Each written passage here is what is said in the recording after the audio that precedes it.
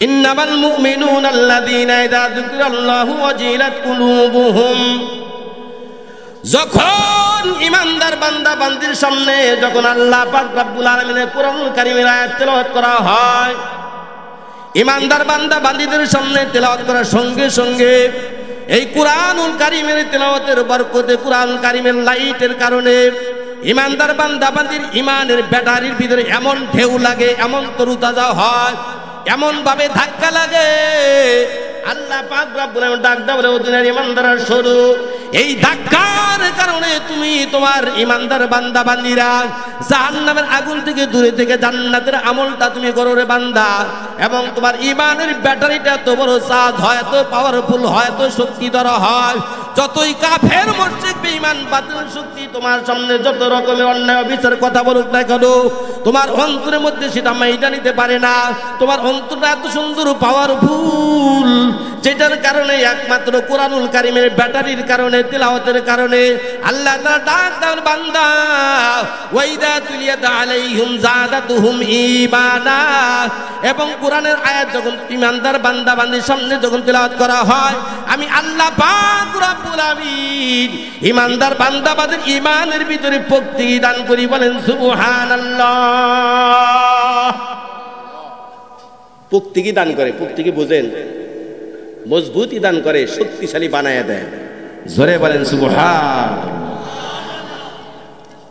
আল্লাহ পাক রব্বুল আলামিন যদি কোরআনুল কারীমের কথাগুলো শুনলে যদি আমাদের অন্তরের মধ্যে লড়াচড়া না করে, যদি ঈমানের ব্যাটারিতে ধোলা না খায়, যদি এদিক সেদিক না হয়, আর যদি ঈমানের ভিতরে যদি ধাক্কা না লাগে, তাহলে বোঝা গেল এই ব্যক্তির ঈমানের ভিতরে কি প্যারালাইসিসের কি ভাব আছে, প্যারালাইসিসের ভাব আছে, মুর্দা বাইসে থাইগাও মুর্দা। মুসলমান মা বোন বাবাদের কথাগুলো দিনটা বুঝবেন। আল্লাহ পাক রব্বুল আলামিন আমাদেরকে এমন একজন নবীর উম্মত বানাইছেন, বলে মারহাবা। জীবনে কোনদিন আল্লাহ পাক রব্বুল আলামিন আদালতে আমরা কি করি? দরখাস্ত দেই নাই, ওগো রব্বে কারীম আমাকে এমন একজন নবীর উম্মত বানাইও, আমারে আল্লাহ পাক রব্বুল আলামিন ইসলামের সুশীতল ছায়াতলে আশ্রয় দান করিও, আমার একজন মুসলমানের ঘরে জন্ম দিও। জীবনে কোনদিন এমন দরখাস্ত অ্যাপ্লিকেশন করি নাই। আল্লাহ পাক রব্বুল আলামিন বিনা দরখাস্তে, বিনা চাওয়ায়, বিনা পাওয়ায় আল্লাহ পাক রব্বুল আলামিন আমাকে আপনাকে বিশ্ব নবীর উম্মত বানাইছেন। বিশ্ব নবীর উম্মত বানাইছে। বিশ্ব নবীর উম্মত হওয়ার জন্য পৃথিবীর সমস্ত নবী রাসূলরা পাগল পারা ছিল, কোন নবী রাসূলের দোয়া দরখাস্ত কবুল করে নাই। ওয়াল্লি একজন নবীর দোয়া আল্লাহ তাআলা কবুল করছেন। জানেননি সেই নবীর নাম কি? নাম কি? সাইয়্যিদনা হযরত ঈসা আলাইহিস সালাতু ওয়াস সালাম। তিনি হলেন হযরত ঈসা আলাইহিস সালাতু ওয়াস সালাম। শুধুমাত্র ওয়াল্লি ওয়ান, এই একজন নবীর দোয়া তামান্না আল্লাহ পাক রব্বুল আলামিন কবুল করছে। খুশি না বাজার? আমরা জীবনে কোনোদিন মায়ের পেটে থেকে দরখাস্ত করছিলাম? বিনা দরখাস্তে সেই নবীর উম্মত হতে পারছে। সম্মানিত সুধী সমাজ, আজকে আমরা চিনলাম না কার উম্মত হতে পেরেছি। পৃথিবীর এমন কোনো মাখলুকাত নাই যে নবী রাসূল নবীর জন্য পাগল ছিল না। পৃথিবীর এমন কোনো মাখলুকাত নাই যে নবীর জন্য দিওয়ানা ছিল না। সুবহানাল্লাহ। আজকে আমরা সেই নবীর উম্মত হতে পারছি, কিন্তু নবীর উম্মত হইয়া আজকে আমরা নবীর সাথে সবচাইতে বেশি চরম দুশ্মনী করতেছি, নাফরমানি করতেছি রাসূলের সাথে। কথা ঠিক না ঠিক? বাবাজিরা, ভাইরা, এভাবেই যদি আমাদের জিন্দেগি যায়, এভাবেই যদি সব সময় আল্লাহ রাসূলের বিরুদ্ধে আচরণ করে, রাসূল বলছেন এক কথা, সেই কথাই আমরা কান্না দিয়ে সেদিকে আমরা পা না বাড়াইয়া আমল না করে আমাদের মন চাহিদা জিন্দেগি করতেছি, কাফের মুশরিক বেঈমানের মন চাহিদা মোতাবেক আমাদের জীবন সাজাইতেছি, এইটাই যদি আমাদের জিন্দেগি হয়, অন্ধকার কবরে যাওয়ার আগে আমার আপনার বডির রুয়া সারক সারাবে কি সারাবে না? জোরে বলেন, সারাবে কি সারাবে না? বাবাজিরা, ভাইরা, দুনিয়ার জগতে যখন আমরা কোনো একটা ঘর নির্মাণ করি অথবা ঘরের বেড়া দেই, রুয়া সারক যদি দুর্বল থাকে আবার সংস্কার করে নতুন রুয়া সারক লাগাই কি লাগাই নাই। মিস্ত্রি টোকাতে দেখে সারকটা ভালো আছে না নাই, রুয়াটা ভালো আছে না নাই, পাটটা দুর্বল আছে না নাই। যদি দেখে দুর্বল, হাতুর দিয়া একবারই হাতুর দিয়া একবারই যে পর্যন্ত ভাঙ্গে সেই পর্যন্ত ভাঙ্গার দরকার, ভাঙ্গে, তারপরে জোড়া দেয়, নতুন করে লাগাই দেয়। আর আমাদেরকে রুয়া সারত কেমন ভাবে সারাবে, দ্বিতীয়বার আর জোড়া দেওয়ার কোনো সুযোগ নেই। মুসলমান মা বোন বাবার মানে কথাগুলো দিনটা বুঝবেন। আল্লাহ পাক রব্বুল আলামিন কোরআন কারীমের ভিতরে সূরাতুল কারিয়ার ভিতরে 30 পারার মধ্যে বলেন, ডাক দেব দুনিয়ার ইমানদাররা, আল কারিআতু মাল কারিআ ওয়া মা আদরাকা মাল কারিআ ইয়াউমা ইয়াকুনুন নাসু কাল ফারাশিল মাবসুস ওয়া তাকুনুল জিবালু কাল ইহনিল মানফুস। মুসলমান মা বোন বাবাজিরা, কিয়ামতের ময়দানে এমন একটা কঠিন ভয়ঙ্কর দিন কায়েম হবে, যেদিন ভীষণ কম্পনে কম্পিত হবে, যেদিন ভীষণ কম্পনে কম্পিত হবে তামাম দুনিয়ার জমিনটা। আল্লাহ পাক রব্বুল আলামিন এমন একটা ভয়ঙ্কর অবস্থা রূপ ধারণ করাবে রে বাজানরা ও মুসলমানেরা, খুব ভালো করে বুঝেন। আল কারিআতু মাল কারিআ, কারিয়া এটা কেমন জিনিস? নবীকে আল্লাহ রাসূল আল্লাহ পাক রব্বুল আলামিন জিজ্ঞাসা করে, ওগো আমার দোস্ত হাবিব, আপনি কি জানেন কারিয়া নামক অর্থাৎ কিয়ামতের ময়দান সেটা কি জিনিস, কিয়ামত সেটা কি জিনিস? আবার আল্লাহ পাক রব্বুল আলামিন নবীকে বললেন, মাল কারিয়া, ওগো নবীজি আপনি কি বলতে পারেননি কঠিন মুসিবতে দিন যেদিন ভীষণ কম্পনে তামাম বিশ্বের জমিনটা কম্পিত হয়ে যাবে, মানুষজন দিশাহারার মধ্যে পড়ে যাবে, কোনো একটা মানুষের হুঁশ জ্ঞান স্বাভাবিক পর্যায়ে থাকবে না বাজান রে। সেই কঠিন দিনটার কি উদাহরণ আপনার আছে কিনা? নবীজি বলেন, না আমার তো সেই দিনের ব্যাপারে আমার কোনো ধারণা নাই, আমি তো তা বলতে পারবো না কেমন দিন হবে সেটা। আল্লাহ পাক রব্বুল ডাক দা পরবর্তী আয়াতের ভিতরে আল্লাহ পাক রব্বুল বলেন, আল কারিআতু মাল কারিআ ওয়া মা আদরাকা মাল কারিআ। আল্লাহ তা ডাকতা বলে, ইয়াউমা ইয়াকুনুন নাসু কাল ফারাশিল মাবসুস। নবী গো, সেই দিনটা এমন একটা কঠিন ভয়ঙ্কর, এমন একটা কঠিন মুসিবতের দিন কায়েম হবে, যে ভিতরে বলেন তাফসীর নুরুল কুরআনের ভিতরে বলা হয়, তাফসীর বয়ানুল কুরআনের ভিতরে বলা হয়, তাফসীর রুহুল মানের ভিতরে আল্লামা মুকাদ্দিম রাহমাতুল্লাহ আলাইহি বলেন, আল্লামা বাগবী রাহমাতুল্লাহ আলাইহি বলেন, আল্লামা জামুসি রাহমাতুল্লাহ আলাইহি বলেন, ইয়াউমা ইয়াকুনুন নাসু কাল ফারাশিল মাবসুস। সেই কঠিন মুসিবতের দিন তামাম দুনিয়ার মানুষজনগুলো দিশাহারা পতঙ্গের নাই, দিশাহারা পাখির নাই, মানুষজনগুলো ওরাওরি করতে থাকবে, তামাম জমিনের ভিতরে ছোটাছুটি করতে থাকবে, একজন আরেকজনের দিকে দৌড়াদৌড়ি করতে থাকবে, আর বলবে কি হলো কি হলো। আল্লাহ তাআলা সূরাতুল জিলজালের ভিতরে বলেন, এই কথাটাই বলেন, ওয়া ক্বালাল ইনসানু মা লাহা। মানুষজন একজন আরেকজনকে দেখে বলবে, ওয়া ক্বালাল ইনসান, মানুষজন বরাবরই বলবে, মা লা, কি হলো কি হলো। জমিন আজকে থরথর করে কাঁপে কেন? জমিনের ভিতরে যত গুপ্তধন সম্পদগুলো আল্লাহ তাআলা গচ্ছিত রাখছেন, সোনা রূপা তামা হীরা মণি মুক্তা, গ্যাসের কয়লা, গ্যাসের খনি, তেলের খনি, রূপার খনি, তামার খনি, স্বর্ণের খনি, হীরা মণি মুক্তা জমরজদের খনির বাজান্দা, সমস্ত খনিজগুলো আল্লাহ পাক রব্বুল আলামিন জমিনের ভিতরে উগরায় দেবে, জমিন উগরায় দেবে। এক কথায় কিতাবের ভিতরে বলা জমিন বমি করে দিবে। তাফসীরের কিতাবের ভিতরে বলা হয় লক্ষ লক্ষ কোটি কোটি মানুষ হীরা মণি মুক্তার সোনা রূপা তামার পাহাড়ের সান্নিধ্যে দাঁড়ায় থাকবে, কিন্তু কোনো একটা মানুষজনের অন্তরের ভিতরে বিন্দুমাত্র লোভ লালসা থাকবে না। সেখান থেকে বিন্দুমাত্র রূপা নেওয়ার জন্য, স্বর্ণ নেওয়ার জন্য মানুষজনগুলো ভয়ে আতঙ্ক হয়ে দিশাহারা পাখির মতো ওড়াউড়ি করতে থাকবে, ওই স্বর্ণের পাহাড় উপর ডাঁটাডাঁটি করতে থাকবে, ওই মূল্যবান ওই পদার্থ পাহাড় উপর মানুষজন হাঁটাহাঁটি করবে, কিন্তু কোনো একটা মানুষের মনের মধ্যে লোভ লালসা থাকবে না একটু নেওয়ার জন্য। আল্লাহ পাক রব্বুল আমিন এমন একটা ভীষণ ভয়ঙ্কর অবস্থা রূপ ধারণ করাবে। আল্লাহ পাক রব্বুল আমিন ডাকতে, বান্দা ইয়াউমা ইয়াকুনুন নাসু কাল ফারাশিল মাবসুস ওয়া তাকুনুল জিবালু কাল ইহনিল মানফুস। ও মুসলমান মা বোন বাবা, যারা কথাগুলো দিলদা বুঝবেন।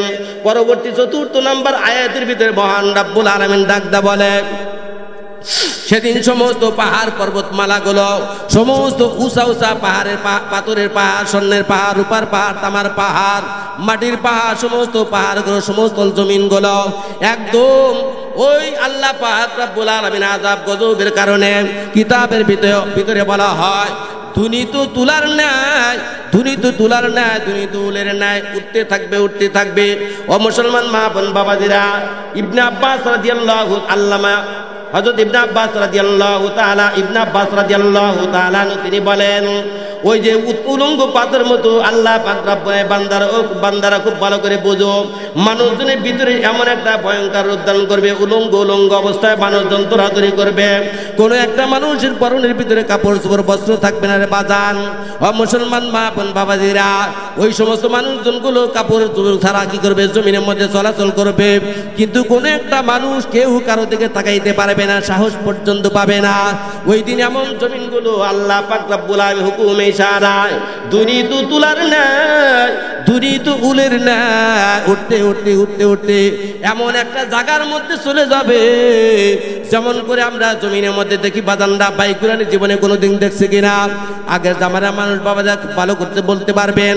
এখন তো ভূমিকম্প কম হয়, এখন তো বাইকুরানি কম হয়। আগের জামানা দেখতাম চরাঞ্চলের মধ্যে আমরা যারা বসবাস করি বাদানদের চরাঞ্চলের ভিতরে, যারা গ্রামগঞ্জের ভিতরে বালুকারা সেই জন্য লতা শূন্য জমিনের মধ্যে যারা হাঁটাহাঁটি করছেন বাদানরে, আমাদের তো মনে আছে যখন লম্বা রাস্তা পাড়ি দিতাম, যখন গরু ধোয়াইতে যাইতাম, যমুনা নদীর ভিতরে যখন গোসল করতে যাইতাম, বালুর উত্তপ্ত প্রচন্ড গরম হওয়ার কারণে আমরা ঢোঙ্গা দিয়া, কলা বগের ঢোঙ্গা দিয়া কি করতাম? আমরা খেলনা স্যান্ডেল বানাইতাম, স্যান্ডেল পরিধান করিয়ে বালুর চর পাড়ি দিয়ে আমরা যমুনা নদীর মধ্যে গোসল করতাম বাবারা। ওই যৌনলতা শূন্য জমির ভিতরে যখন হঠাৎ করে বাইকুরানি শুরু হইতো, আমাদের মনের মধ্যে এমন একটা ভয়, এমন একটা অবস্থা কায়েম হতো, এমন একটা ভয় আতঙ্ক কাজ করতো। বাইকুরানির ভিতরে যত রকম খড় কোটা ধুলাবালি উঠতেছে উঠতেছে উঠতেছে উঠতে উঠতে মহা আকাশের ভিতরে চলে যায়, আর আমাদের দৃষ্টি শক্তির ভিতরে ধরা পড়ে না কোন জায়গার মধ্যে চলে গেল। ও মুসলমান মা বোন বাবা, যারা কুরআনুল কারীমের মধ্যে বলা হয় ওয়াতাকুনুল জিবালু কালহিনিল মানফুস, তামাম দুনিয়ার জমিনগুলো, উঁচা উঁচা পাহাড়গুলো, পাথরে পাহাড়, শূন্যে পাহাড়, উপর পাহাড়, সমস্ত পাহাড়গুলোকে আল্লাহ পাক রব্বুল আলামিন ধুনি তো তুলার ন্যায়, উলের ন্যায় উড়াইয়া উড়াইয়া দেবে। ধুনি তো তুলা, ধুনি তো উল, বুঝেন? আপনাদের এই অঞ্চলে তুলার ফ্যাক্টরি আছে? আচ্ছা, ওটা যদি না বোঝেন, গ্রামগঞ্জের ভিতরে আগে জামানায় দেখতাম বাড়িতে যারা ল্যাব বানাইতো, তোষক বানাইতো, জাজিম বানাইতো, বালিশ বানাইতো, কেমন জানি এক ধরনের বাদ্যযন্ত্রের মতো একটা অস্ত্র নিয়ে আসতো, কাঁধে করে নিয়ে, ঠিক না? ডিঙ্গি নৌকা, শ্যালর নৌকার হাইলের মতো, বুঝেন বাপ? ওইরকম একটা কাঠের একটা পাত্র নিয়ে আসতো, এইটা টাস টাস করে তুলার মধ্যে মারতো, ফারফার করে তুলা কি হইতো? এখন তো বুঝছেন, এটাকেই বলা হয়, এটা তারটা যখন বাড়ি মারে আর তুলা ছিন্ন বিচ্ছিন্ন ঠাস ঠাস করে ফেটে ফেটে একদম একটা আল একটা আল একটা আল যেরকম একদম, এটাকেই বলা হয় তফসিরের ভাষায় ধুনিত তুলা, ধুনিত উল। এবার বুঝছেন তো আমার তফসির? এটাকেই তফসিরের ভাষায় বলা হয় ধুনিত উলের ন্যায়, ধুনিত তুলার ন্যায় তামাম দুনিয়ার সমস্ত পাহাড় পর্বতগুলো ফানা ফানা হয়ে উঠতে থাকবে। কোনটা উঁচা জমিন, কোনটা নিচু জমিন, কোনটা পাহাড়ে, কোনটা মাটির, কোনটা স্বর্ণের, কোনটা রূপার, এটা ধরা কোনো কায়দা কৌশল থাকবে না। পৃথিবীর জগতে এমন কোনো মিডিয়া আবিষ্কার হয় নাই, এমন কোনো অত্যাধুনিক প্রযুক্তি আবিষ্কার হয় নাই, সেদিন সেই আল্লাহ পাক রব্বুল আলামিনের মহাশক্তিকে কি করার জন্য? নিউট্রাল করার জন্য। এমন কোন শক্তিধর বিজাতির কোন শক্তি পৃথিবীর জগতে অদ্যাবধি কায়েম হয় নাই, কিয়ামত পর্যন্ত আর কায়েম হবে না। এটা কার ক্ষমতা? আল্লাহ। সেই আল্লাহর গোলাম আমরা যদি সেই আল্লাহর গোলামি না করি, যদি আমাদের মন চাহি জিন্দেগি করি, রুয়া ছাড়াবে কি ছাড়াবে না? মুসলমান মা বোন বাবাজি, আমার কথাগুলো দিল দা বুঝবেন। বাবাজিরা, আমি আপনাদের সামনে এমন একটা গভীর আলোচনা করতে চাইছিলাম বাজানরা, আমার ওই থেকে মনে হয় সবাই হবে না বাজান। নবীজি সাল্লাল্লাহু আলাইহি সাল্লাম জীবনে সর্বপ্রথম কোন জায়গার মধ্যে জুমার নামাজ আদায় করছেন? জুমার নামাজ আদায় করছেন, কায়েম করছেন। এবং খানায় কাবার ভিতরে সর্বপ্রথম জীবনে কোন আল্লাহর মহব্বতের বান্দাটা কি করলো? পবিত্র খানায় কাবার ভিতরে আল্লাহ পাক রব্বুল আলামিন এমন একজন বান্দা গিলাপ করে, জানেননি নাম তার কি? পবিত্র খানায় কাবার এই যে কালা গিলাপ দেখেন না, এখন তো কালো গিলাপ, আগে কালো গিলাপ ছিল কিনা তাফসীরে কিতাব এটা নাই, কিন্তু সর্বপ্রথম পৃথিবীর জগতে খানায় কাবার গিলাপ কোন বান্দা পরাইছে? জোরে বলেন সুবহান। খানায় কাবার গিলাপ কিরা পরাইছে? মুসলমান না খ্রিস্টান না হিন্দু নাকি ইহুদি? 27 পারার ভিতরে আল্লাহ পাক রব্বুল আলামিন একটা সূরা নাযিল করেছেন, সূরাতুল জুমুআহ। সূরাতুল জুমুআহ, এই সূরাতুল জুমুআর ভিতরে আল্লাহ পাক রব্বুল আলামিন বিস্তারিত আলোচনা করেছেন। জোরে বলেন সুবহান। এই ঘটনা শুনবেন, এটা যদি আলোচনা করতে যাই লম্বা টাইম লাগবে। আর আমাকে লিমিট দেওয়া হয়েছে 12টা, 1.5 ঘন্টা ওয়াজ, আধা ঘন্টা কালেকশন, 12টার মধ্যে দোয়া। মুসলমান মা বোন বাবাজিরা, আমি কথাগুলো দিল দা বুঝেন। আর একটা আলোচনা আমি আপনাদের সম্মুখে আনছিলাম বাজানরা, মনে হয় জীবনে কোনোদিন আপনার শোনেন নাই। এমন একটা আলোচনা আমি আলোচনা করতে চাইছিলাম। আপন স্বামী আপন বিবিকে মাত্র শরীরের 4টা জায়গা বাদ দিয়া তামাম বডির ভিতরে আপন স্বামী আপন স্ত্রীকে শরীরের 4টা জায়গা বাদ দিয়ে আঘাত করতে পারবে মাত্র 2টা অস্ত্র দিয়া, এবং শরীর সম্মত কারণ থাকা লাগবে 4টা। এই 4টা কারণ যদি আপন স্ত্রীর মধ্যে যদি পাওয়া যায়, তাহলে স্ত্রীকে আপন স্বামী আঘাত করতে পারবে মাত্র 2টা অস্ত্র দিয়া। আর যদি 4টা শরীর সম্মত কারণ যদি না পাওয়া যায়, আপন স্বামী জীবনে কোনোদিন আপন বিবিকে আঘাত করতে পারবে না। দুনিয়ার জগতের কোনো একটা সাধারণ অস্ত্র দিয়ে আঘাত করা যাবে না রে বাজান, মাত্র 2টা অস্ত্র দিয়া মাত্র আঘাত করতে পারবে। নচেত যেই সমস্ত কুলাঙ্গার স্বামীরা আপন বিবিদেরকে কথায় কথায় আঘাত করে মারধর করে, জাহান্নাম ছাড়া ওই কপাল পোড়া স্বামীর কোনো রাস্তা না। এই আলোচনাও করতে চাইছিলাম, মনে হয় ওদিকে যাওয়া যাবে না। মুসলমান মা বোন বাবাজিরা, আমার কথাগুলো দিলদা বুঝবেন। মাজমাউল ফাতোয়া কিতাবের ভিতরে লেখা হয়, আল্লাহ পাক রব্বুল আলামিন বান্দারা খুব ভালো করে জানো, খুব ভালো করে বোঝো, আপন স্বামী কারে বলা হয়, আপন স্ত্রী কাকে বলা হয়। জীবনে কোনদিন শুনছেন এই আলোচনা যে আপন স্বামী কারে কারে, নকল স্বামী কারে কারে? এই কথার তাৎপর্য আছে না নাই? এই বাবাজিরা বাইরা, যুক্তি ছাড়া কোনো দলিল ছাড়া কোনো কথা নাই। আপনাদের মসজিদের ভিতরে একটা কিতাব তালিম করা হয়, ফাজাইলে আমাল। জি, এই কিতাবটা 5 ভাগে বিভক্ত, 5 অধ্যায়ে বিভক্ত। ফাজাইলে তাবলিগ, ফাজাইলে কোরআন, ফাজাইলে নামাজ, ফাজাইলে রমজান, হেকায়েতে সাহাবা। পরেই না, জীবনে কিন্তু তালিমে বসে না, শুনবো কি মন থাকবো কোত্থেকে? নায়ক নায়িকা করে নাম মন থাকে, বিজাতিদের চ্যানেলের নাম মন থাকে, এই বেটা এই চ্যানেল দে, এই চ্যানেল দে, কিন্তু 4 খলিফার নাম বলতে পারে না। বিশ্বনবীর উম্মত হতে পারছি, বিশ্বনবীর নামটাও ভালো করে বলতে পারে না। কয় সাল্লাল্লাহু আলাইহি ওয়াসাল্লাম। কি কয়? সাল্লাল্লাহ। নবীর উপর দরুদ পড়ব, সহি সত্য করে পড়তে পারে না, কয় সাল্লাল্লাহ। সাল্লাল্লাহ মানে কি জানেন? ইল্লাল্লাহ, ইল্লাল্লাহ জিকির করবো, ইল্লাল্লাহ ইল্লাল্লাহ, এই জিকিরটা সহি করে করতে পারে না। মুসলমানের কপাল পড়ারে কয় ইল্লাল্লাহ ইল্লাল্লাহ ইল্লাল্লাহ। এই যে নৌকা বাস দিতেছে খালি ইল্লাল্লাহ ইল্লাল্লাহ ইল্লাল্লাহ মুহাব্বতের সাথে। আর যদি কয় ইল্লাল্লাহ ইল্লাল্লাহ, এটার অর্থ কি তারা জানেন? আর একজন খোদা আছে, আর একজন,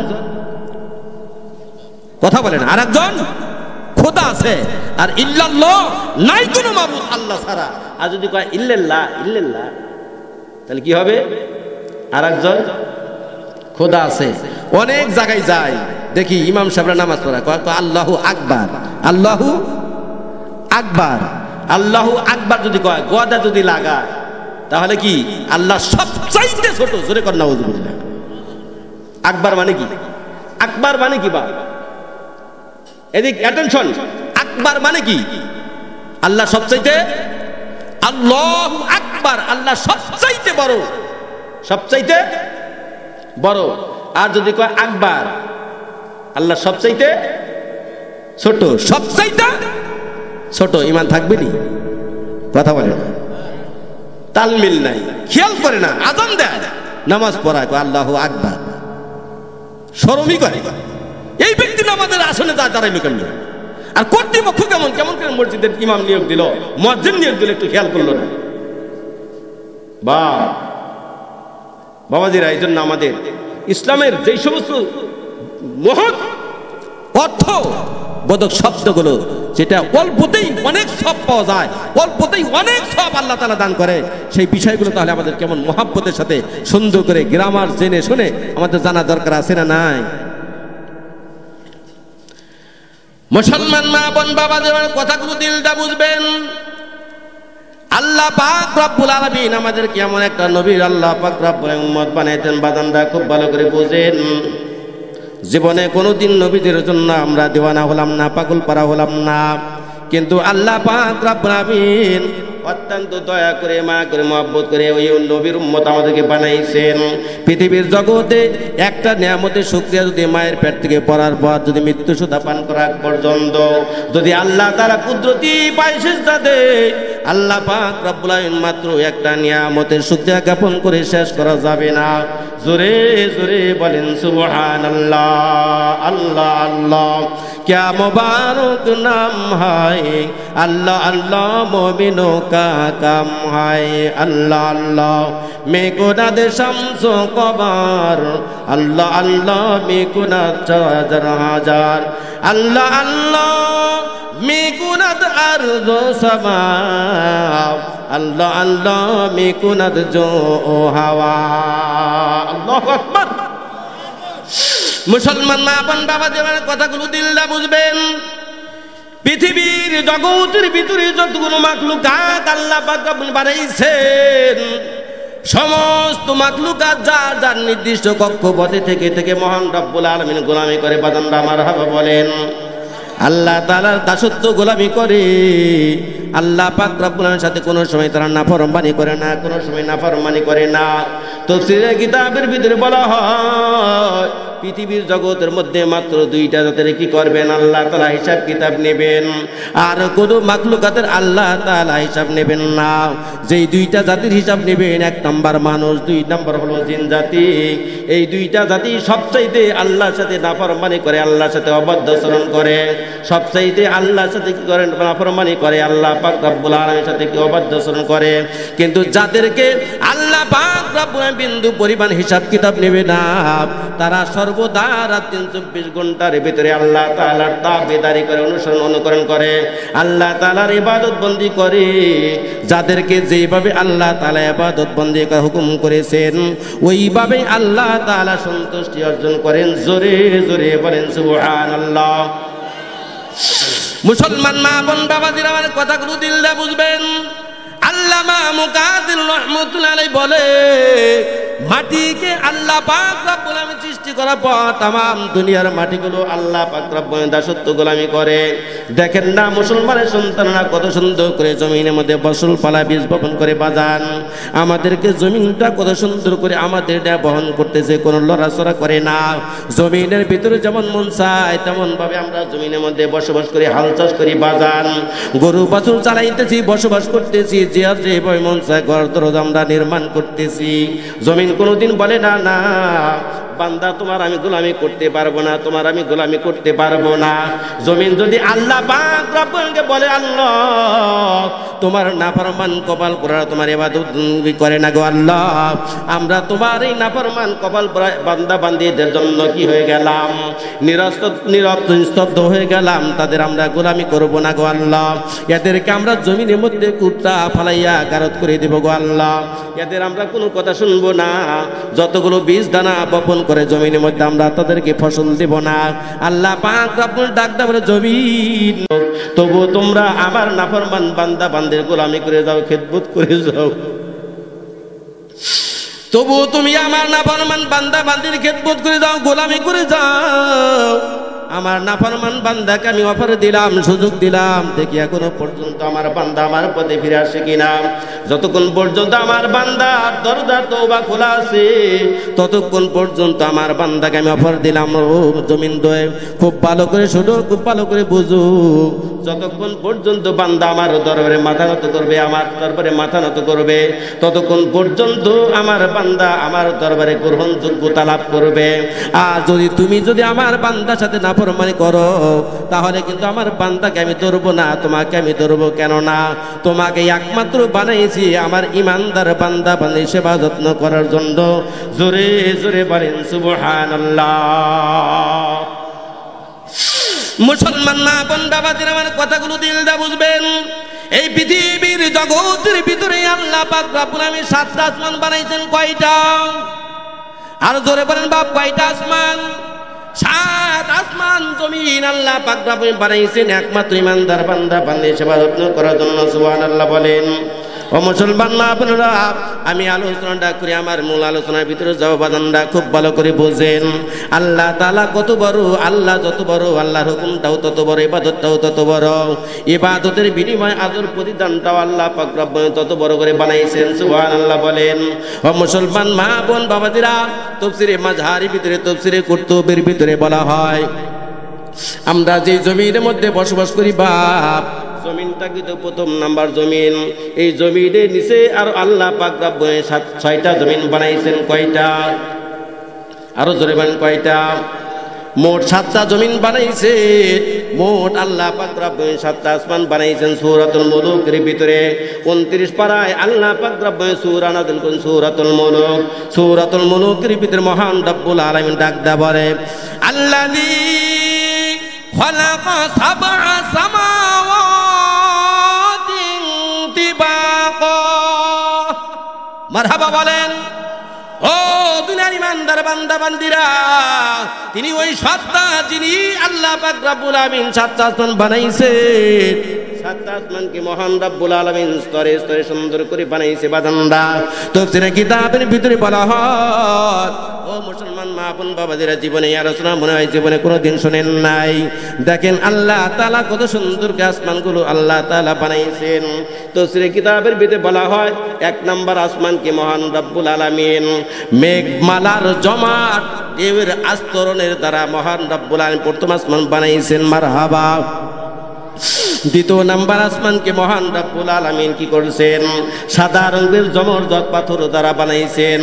3 নাম্বার আসমানকে মহান রব্বুল আলামিন কি করেছেন? লোহা দ্বারা বানাইছেন। 4 নাম্বার আসমানকে রূপা দ্বারা বানাইছেন। 5 নাম্বার আসমানকে মহান রব্বুল আলামিন স্বর্ণ দ্বারা বানাইছেন। 6 নাম্বার আসমানকে মহান রব্বুল আলামিন কি করেছেন? হীরামণি মুক্তা দিয়ে বানাইছেন। 7 নাম্বার আসমানকে মহান রব্বুল আলামিন কি করেছেন? বাদান একটা রেওয়াজ ছুটে গেল। 3 নাম্বার আসমানকে মহান রব্বুল আলামিন লোহা দ্বারা বানাইছেন। 4 নাম্বার আসমানকে মহান রব্বুল আলামিন তামা দিয়া বানাইছেন। 5 নাম্বার আসমানকে মহান রব্বুল আলামিন রূপা দ্বারা বানাইছেন। 6 নাম্বার আসমানকে মহান রব্বুল আলামিন স্বর্ণ দ্বারা বানাইছেন। 7 নাম্বার আসমানকে মহান রব্বুল আলামিন লাল রঙের জমরজট পাথর দ্বারা বানাইছেন। জোরে জোরে বলেন সুবহানাল্লাহ। মুসলমান মা বোন বাবাজিরা আমার কথাগুলো দিল দিয়ে বুঝবেন। আল্লাহ পাক রব্বুল আমিন 7 নাম্বার আসমানকে লাল রঙের জমরজট পাথর দ্বারা বানাইছেন। তার কারণটা কি বানানরা খুব ভালো করে বোঝেন।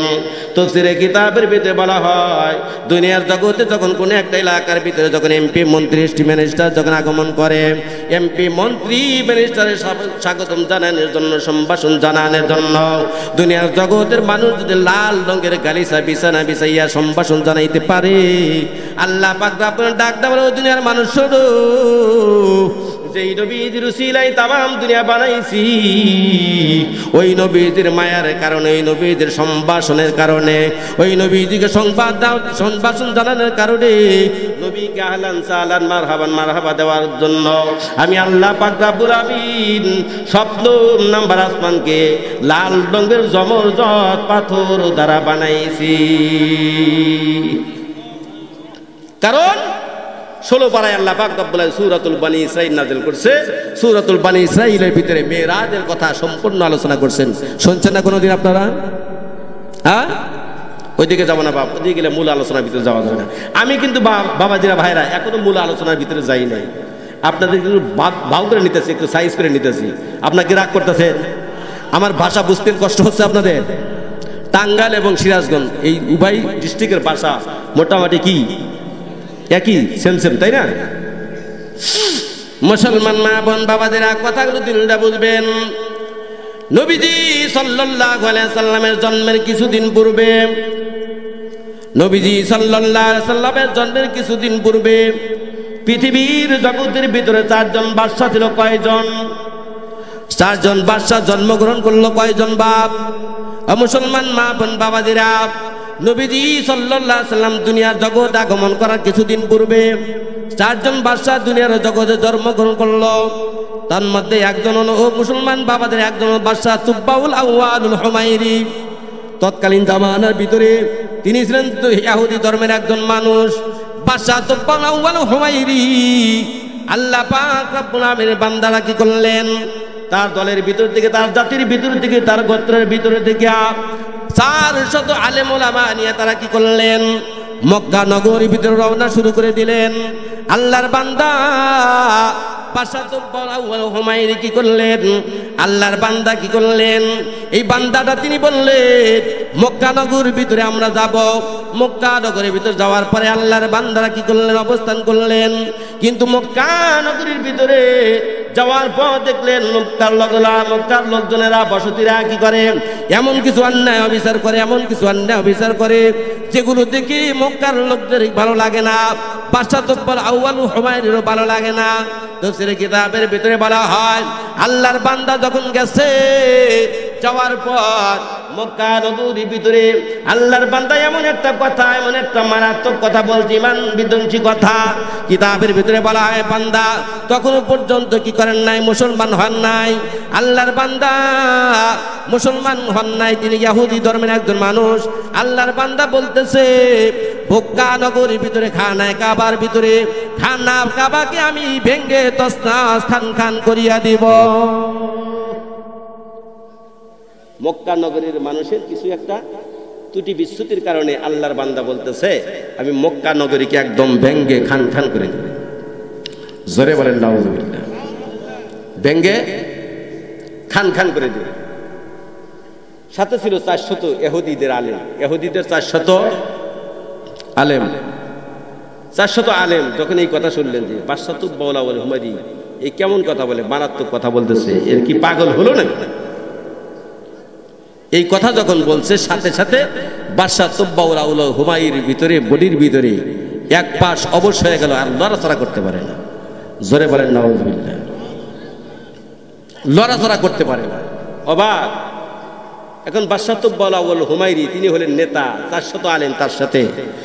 নেতাই যদি অসুস্থ হয়, নেতাকে নিয়ে মক্কা নগরীর ভিতরে যাবে, রাস্তার মধ্যে এই অবস্থা, তাহলে এবার চিন্তা ভাবনা করতেছে একে রেখে, বাদশাকে রাস্তার মধ্যে রেখে কিভাবে আমরা যাই। তখন তিনি কিছুক্ষণ পর্যন্ত একটু নীরব নিস্তব্ধ হয়ে তিনি কথাবার্তা বন্ধ করে ওই জায়গার মধ্যে বসে রইলেন। আস্তে আস্তে দুর্বল, ওনারা শরীর চলে না, নড়াচড়া করে না।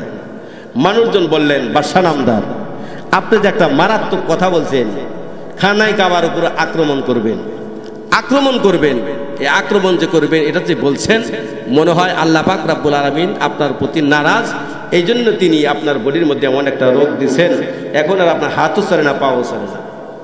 জোরে বলেন নাউযুবিল্লাহ। মুসলমান মা বোন বাবাদেরা কথাগুলো দিলটা বোঝার চেষ্টা করবেন। মহান রব্বুল আলামিন বান্দা তুব্বাউল আউয়ালুল হুমাইরি যখন এই অবস্থার মধ্যে পড়ে গেল, সমস্ত উলামায়ে কেরাম বলেন বাদশা নামদার, আপনি আপনার কথাটা উদ্ধ করিয়া নেন, আপনি তওবা করেন, মাফ চান, ক্ষমা চান। তুব্বাউল আউয়ালুল হুমাইরি বললেন ও আলেমরা, আল্লাহ পাক রব্বুল আমিন যদি আমার অসুখটা ভালো করিয়া দেয়, আমি জবান দিলাম, ওয়াদা দিলাম, খানায়ে কাবার ভিতরে সর্বপ্রথম আমি কি করব? খানায়ে কাবার খিলাফ করে দিব। জোরে জোরে বলেন সুবহানাল্লাহ। মুসলমান মা বোন বাবাদের কথাগুলো দিলটা বুঝবেন। বাদশা তুব্বাউল আউয়ালুল হুমাইরি এই কথাটা যখন তিনি উদ্ধ করলেন, তওবা করলেন, আল্লাহর কাছে মাথা নত করে, আল্লাহ আমি এই কথাটা বলে মারাত্মক অপরাধ করলাম গো আল্লাহ, আপনার কাছে ক্ষমা চাই, মাফ চাই। আপনি আমাকে ক্ষমা করিয়া দেন, আপনি আমাকে মাফ করে দেন, মার্জনা করিয়া দেন। এবং আমাকে যদি আল্লাহ আপনি যদি আমার সমস্ত রোগ ব্যাধিগুলো ভালো করিয়া দেন, খানায় কাবার ভিতরে আমি কি করবো, আপনার খানায় কাবার তাজিম ইজ্জত করিয়া আমার দুইটা হাত দিয়ে আমি খানায় কাবার গিলা পরাই দিব। মহান রব্বুল আলামিন সঙ্গে সঙ্গে আল্লাহর বান্দা তওবাটা কবুল করে নিল। আল্লাহর বান্দার যখন তওবাটা কবুল করে নিল, আল্লাহর বান্দার সাথে সাথে কি করলেন, খানায় কাবার চাদর পরাই দিলেন। চাদর পরাই দেওয়ার পর এই 400 আলেম ওলামা নিয়া মহান আল্লাহ পাক রব্বুল আলামিনের দরবারে চলে গেল। অর্থাৎ এমন একটা রাজ্যের মধ্যে, এমন একটা ওয়াজ রাষ্ট্রের ভিতরে চলে যাবে। 400 আলেম এই ইহুদি বান্দা আতবাউল হুমায়রিকে নিয়ে কি করলেন, আল্লাহ পাক রব্বুল বান্দা যাইতে যাইতে যাইতে যাইতে যাইতে যাইতে এমন একটা এলাকার মধ্যে চলে গেল। হযরত আবু আইয়ুব আনসারী রাদিয়াল্লাহু তাআলা নূর বাড়িতে চলে গেল। যাওয়ার পর আবু আইয়ুব আনসারী রাদিয়াল্লাহু তাআলা এলাকার মধ্যে যখন চলে গেল, যাওয়ার পরে আবু আইয়ুব আনসারী রাদিয়াল্লাহু তাআলা নূর বাড়িতে যখন চলে গেল, ওই জায়গার মধ্যে যাওয়ার পর সমস্ত উলামায়ে কেরাম কি করলেন, আবু আইয়ুব আনসারী বাড়িতে মেহমান হলেন। বাদশাহ আউয়াল হুমায়রি তিনিও কি করলেন, মেহমান হলেন। এবার যখন মেহমান হয়েছে এলাকার ভিতরে তিনি কি করলেন, যাওয়ার পরে সমস্ত আলেমদের জন্য ওই এলাকার মধ্যে থাকার জন্য বাসস্থান নির্মাণ করে দিল, ঘর দরজা নির্মাণ করে দিল। প্রত্যেকটা আলেমকে সুন্দর করে বিবাহ শাদী সম্পন্ন করে দিল। প্রত্যেকটা আলেমে থাকার জন্য থাকা খাওয়ার ব্যবস্থা করে দিল। অর্থাৎ এই এলাকার মধ্যে এমন একটা শহর সাজায় দিল বাদশাহ আউয়াল হুমায়রি। ও মুসলমান মা বোন বাবা, যারা কথাগুলো দিলটা বুঝবেন, নবীজির জন্য এলাকার মধ্যে কি করলেন, এমন একটা ঘর নির্মাণ করলেন। এবার কিছুদিন থাকার পর বাদশাহ আউয়াল হুমায়রি বলল, আমি এলাকার মধ্যে তোমাদের সাথে বসবাস করব, আমি আমার এলাকার মধ্যে আর ফিরে যাইতে চাই না। সমস্ত আলেম ওলামা বলল, ও আউয়াল হুমায়রি গো, আমরা এখন থেকে এই এলাকার মধ্যে আমরা বসবাস করব, আমাদের মাতৃভূমিতে আর যাব না। এখন থেকে বাদশাহ আউয়াল হুমায়রি আপনি থাকেন আর না থাকেন, আমরা এলাকার মধ্যে বসবাস করব, আপনি কি বলেন? বলে ঠিক আছে, ভালো কথা, তোমরা বসবাস করো, আমরাও তোমাদের সঙ্গে কি করবো, আমিও বসবাস করব। এমন চিন্তা চেতনা নিয়ে বাদশাহ আউয়াল হুমায়রি তেনার জন্য সুন্দর একটা বাড়িঘর নির্মাণ করলেন, রাজপ্রাসাদ নির্মাণ করলেন। সমস্ত আলেমদের জন্য মনে মুগ্ধকর বাড়িঘর নির্মাণ করে দিলেন। বাদশাহ আউয়াল হুমায়রি সমস্ত আলেমদেরকে একত্র করে মোহাম্মদের বান্দাটা, আল্লাহর বান্দা, দেখেন কেমন বান্দা বাজান্দা, ইহুদি মানুষ।